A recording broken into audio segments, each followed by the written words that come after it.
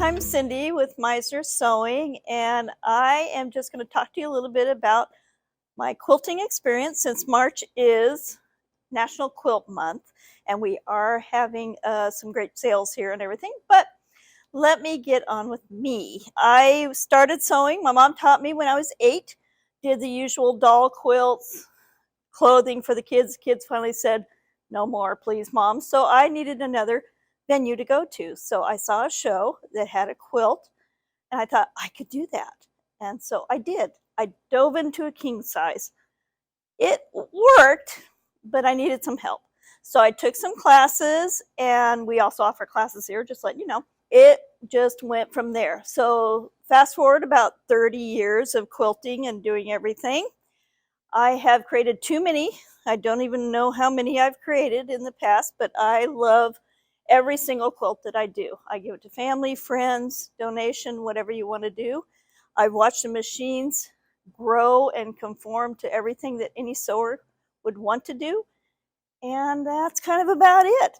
I'm still in love with quilting. I will still continue doing it. And if you want to do it, come check us out. You might see what you can do also. So this particular quilt was a little more difficult than I had done at the time. A lot of points, a lot of triangles, and I thought, I am going to try this. This is one of the first or second one I also did free motion quilting on all by myself. So the leaves and everything were something I just started doing on my little old household machine. It was a Janome. And needless to say, I've upgraded many, many times. And yes, I am a fabricaholic. And yes, I have a ton of material because that's kind of what goes with the quilting experience. But I am very proud of it. I'm proud of all of my quilts. And I hope you enjoy sewing as much as I do. So I started quilting for family.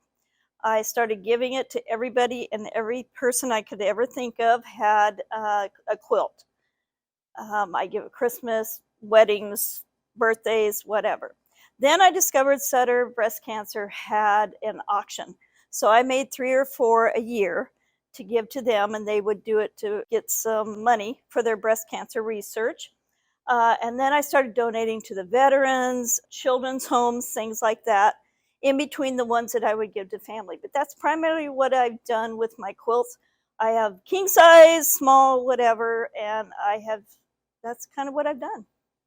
So when I first started quilting, after that first king size that wasn't really good, I actually found an instructor who was a calculus professor, which would kind of crack me up. I went in with a pattern that I wanted to do in a class, and she ended up calculating out the pieces I would need to cut. And she grafted out exactly what I would have done, and I stitched it. And since then, even though I can't graft my own patterns, that was the inspiration and the push that I needed, because she knew I was an overachiever and I could crank those quilts out. And so she let me go wild. But I can't remember her name. It's been a long time, but I know she had the pig farm up in Oregon because we went on a great retreat with her. So, and it was called the pig farm. So, well, on this particular quilt at the time, the Asian fabrics were really popular. You can see a lot of golds and things in there. And so I love the beauty of the colors of the fabrics. This one I can say was a difficult one to do for me at the time. But it's been on the couch, the dog slept on it, you know, the hubby likes it, the whole thing. So it's been well loved and well used. And I actually take it camping with me all the time. So it goes where we go. So newbies always come in and they have a problem picking out color choices of, you know, what's going to go with what. Go with your gut. You know the color that you love. Just go off of there. Pick a lighter, a darker, whatever. A lot of the materials too have like a little piece on the bottom that has all the dots of the colors in that material. Play off of that. There are no rules anymore to quilting at all. I've done embroidery on quilts. I've put on ribbons. I've put on everything.